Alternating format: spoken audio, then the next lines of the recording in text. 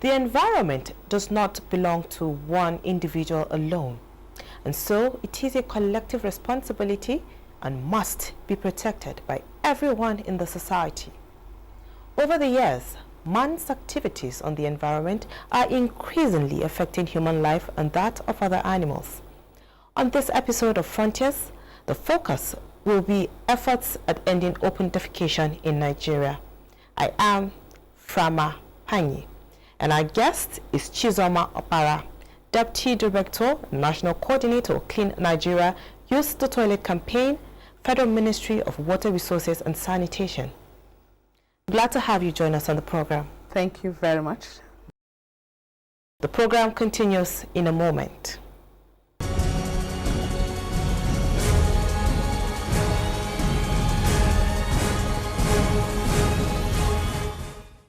Once more, you're welcome. Thank you very much. I'm glad to be here. Oh, we're glad to have you. Thank you. Now let's get straight into the business of the day. Okay. Now, what does Clean Nigeria Use the Toilet campaign stands for? The Clean Nigeria Use the Toilet campaign actually started in 2019. Okay. And the idea behind that campaign, it is a transformational behavioral change campaign, which is actually to drive the campaign to end open defecation in Nigeria. One would say end open defecation by 2025. Now that also came from the strategy document, which was developed in 2016, and the plan and the idea was ending open defecation in Nigeria by 2025. So that document actually was not institutionalized until the campaign, it became necessary that we needed to flag off the campaign to end open defecation in Nigeria, with 48 million Nigerians defecating in the open. Wow. Yeah. Now, what is the main purpose, why this? So the campaign is actually to drive a behavioral change campaign, and to create a whole lot of awareness to Nigerians on the importance and the need to stop open defecation, looking at the fact that the disease burden is there. We have a whole lot of cholera outbreaks, direct diseases, and a whole lot of these as consequences of, this fecal matter into the water bodies, and then this water body, this water is eventually, ingested by most of the Nigerians, and then before you know it, you also have, outbreaks here and there. And then looking at the statistics also, like I mentioned, we have as at the National Outcome Routine Mapping Survey, which was actually carried out by the Federal Ministry of Water Resources then, UNICEF, and then of course National Bureau of Statistics. And that gave us, the statistics that I'm mentioning now. We have 23% of the entire population, which is about 48 million people, as a 2021, survey that now defecate in the open. And when you look deeper into that statistics, we also have that only 46%, we have 46% access to sanitation in Nigeria, which is quite poor. And we actually also looked at what a whole lot of other countries have done, to end open defecation. And the likes of India, which also has a very large population. And as of 2014, India, took that bold step and had this national program, the Swachh Bharat Mission, the Indian campaign to end open defecation. And they had a plan, a 4 to 5 years plan, that by 2019 that they would end open defecation in India. And within that space of time, we actually saw by 2019 the entire rural India was open defecation free. And we looked at, the strategies, the measures, and there was a kind of study, around the Swachh Bharat mission by, some Nigerian contingent during the last administration. And that visit actually led to talking about we need to actually do something very drastic. And the then Honorable Minister of Water Resources started that process. There was a memo that was written to the Federal Executive Council on the 8th of May 2019, which was graciously approved that a campaign, have a national campaign to end open defecation. And this campaign was flagged off by the former Vice President. Yeah, in 2019. Okay. Of course, in 2019, and then shortly after that also, we now had the signing of Executive Order 9, ending open defecation and other related matters, now giving effect to the campaign. Let's just hold that thought a bit. Now, you mentioned WASH National Outcome Routine Mapping. Yeah. Let's go back to 2021. As you've mentioned, the status show that 48 million Nigerians still defecate in the open, while 95 million, have no access to basic sanitation services. Now, what is being done to address this problem? Okay, so now the campaign is actually to coordinate states to see that, we actually, have a mass movement to end open defecation. And what does that mean? Having this mass movement is creating that awareness, and then also letting a whole lot of Nigerians know that we need to stop defecating in the open. We need to build toilets. We need to use toilets. And that now goes beyond that, because we're looking at a whole lot of collaboration because we know that government cannot do it alone. So we're also looking at not just the government, we're looking at the private organizations, we're looking at development partners, and everybody, including philanthropists, to see how we can actually do that. And some progress has actually been made over time, because within the space of time that this campaign has, started from 2019. In fact, in 2019, we had like 16 local governments that were open defecation free as at the time of the flag off of the campaign. But as of today, we have 122 local governments that are open defecation free, with an entire state, Jigawa state, open defecation free. Wow. And one would ask why, So again, the campaign is about a commitment, the political will. So once there is a political will to drive the campaign at the national level, a whole lot has actually been done. If you remember, also in 2018 there was the the declaration of a state of emergency. There was the national action plan, and then also we had the partnership for expanded WASH program that was actually also brought up by the then administration, and then the Clean Nigeria campaign that also came on board. And all these are activities and programs to see how we can actually collectively work towards ending open defecation. And a whole lot of states actually were able to flag off the campaign also. I would say that the entire 36 states and FCT, they have flagged off the campaign. But like someone would ask, so what next? Now, it is quite slow, but there is steady progress that is being made. But we need to do more, because if we must end open defecation very, very soon, then a whole lot need to happen. And that is why we're calling on all the states to actually key into this campaign and then make a whole lot of commitment to see how we can actually do that. Okay. Now, out of this 122, it only cuts across 17 states. Okay. So one would now begin to ask, where are the other states? So we're actually, hoping that all states would actually key into this campaign and see how we can actually work towards ending open defecation. And we actually, for these local governments as of today that are open defecation free, there have been a whole lot of community mobilization. Because we also still look at, yes, it's a grassroots thing, it's something that happens at the level of the states, at the level of the local government. So that is why, beyond what we are doing at the national level, which is coordinating the campaign and ensuring that all states key in, and then also, finding out what states, what level and stage, the states are on this campaign, we also need to, push. Because when this campaign actually started, we also saw, there was a lot of, advocacy to, different governments. And now we have a new administration, and we're actually also looking at that. Some of the states have actually been coming. And the new Honorable Minister of Water Resources, Professor, Engineer Tilimu Utev, is actually also very passionate, about the campaign and looking at how we can strategically, work towards ending open defecation alongside, the Minister of State, Bello Gorunyo Esquire. All right. They're actually working towards that. All right. Now, you mentioned behavioral change as one of the purpose and focus of this organization. Now, some school of thought say, of course, for open defecation to be eliminated, behavioral change is needed. What way is your organization going to help in getting this behavioral change? Okay, now behavioral change is about ensuring that the messages are passed. We have jingles, we're looking at messages that can actually go into the air. We need a whole lot of hyping in the campaign around that, because one lesson that we learned from the Indian campaign is that each Indian heard that message about 3,000 times. Wow. So it means that we need to do a lot more in the area of ensuring that across the media, the radio houses, the television houses, just name it, We must continue to sing it. We must continue to talk about it, and make a whole lot of song, a whole lot of poem. Just even within among schools, also have some kind of competition. Creating that whole of awareness and letting people know that there is a campaign that is ongoing, and the plan for the government by the government is actually to end open defecation within the shortest possible time. We'll take a short break now. We'll be back in a moment.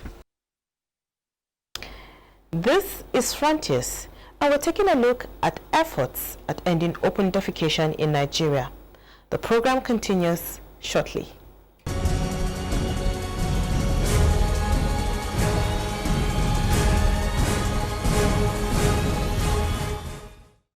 Glad to know you're still there. Now let's pick up the discussion from where we left it before we went on break. Okay. Collaboration is crucial, in ensuring the success of any project. How has it been, with state and non-state actors? Okay, so let me even let you also know that when this, the campaign started, also there was an inauguration of a steering committee. Okay. And the steering committee is headed by the vice president. And who are the members of the steering committee? They comprise of most of our honorable ministers. We have the chairman, the Governors Forum. We have ALGON. We have development partners. We have also the private sector, and a whole lot more that are part of this. Now, the plan for that steering committee actually to give, a kind of, it's an oversight function that is played to advise, the campaign. And we have taken that to the state level of the state, that state should also, have established a steering committee. And that steering committee where, they have different stakeholders coming on board to actually advise the government on what needs to be done and how, they need to go about to ensure that, they end open defecation within the shortest possible time. So that is also something that is ongoing. And of course, a whole lot of collaborating across, boards, like something that the campaign secretariat also started, collaborating with all the different agencies, because that is part of what the executive order, has actually stipulated. Beyond that, all, ministries, agencies should cooperate with the secretariat to ensure that, we work together towards ending open defecation, because we know that just one person cannot do it, one organization cannot do it. So we need the collaborative efforts of all ministries, organizations, and agencies. And whatever is happening at the level of the national, we're also advising that at the level of the states, they should also have these kind of, collaboration and, a whole lot of working together to see that we actually get that. And we also see that some of these local governments that are open defecation today didn't just achieve that without the support of traditional rulers. Most importantly, I don't fail to mention the traditional ruler of Das local government. He actually championed the cause in Bauchi State. Okay. And that, actually led, to the delivery of Das local government open defecation free. So we see that as an opportunity, and that is something that we are actually, looking at as moving forward. The traditional rulers, they have a whole lot of role to play. Our religious leaders, they have a whole lot of role to play. Right. The private organizations, they have a whole lot of role to play, because also looking at the fact that ending open defecation, you're not just talking about people building their toilets. How about the schools? How about the health facilities? Now today, also looking at the National Outcome Routine Mapping Survey, we actually also see that access to wash for schools is just 11%. Okay. For health centers, it's just 6%. Wow. And for public places, we're looking at 20%. Now, this open defecation, from what you've said, is no small campaign at all. So, journey so far, what has been the challenges you've encountered? Well, I think the most is for the sub-governments to key into this campaign. We need the states, we need the local governments to all key into the campaign and be passionate about it with commitment to that. Incidentally, also, some states have actually, visited, because I remember just the recent visit of the Zamfara state governor to the honorable minister, and, talking about the campaign and his own, commitment to ensure that, Zamfara also ends open defecation within the shortest possible time. So also looking at, when you look at the WASH report, we actually also see that there are some with very little percentage, Abia State, Zamfara has just 1%, Abia State with 2%, and you know, some of the, and then you look at other states also, like Ebonyi State has as much as 73% of the population actually still defecating in the open. So it's really a source of concern that we really need to look at how, you know, we can actually work towards, you know, ending open defecation. And I'm happy also, like the team in the ministry led by the Honorable Minister of Water Resources is actually looking at, you know, visits to lots of those states, particularly the ones that are not doing well, and then to see how they can actually key in.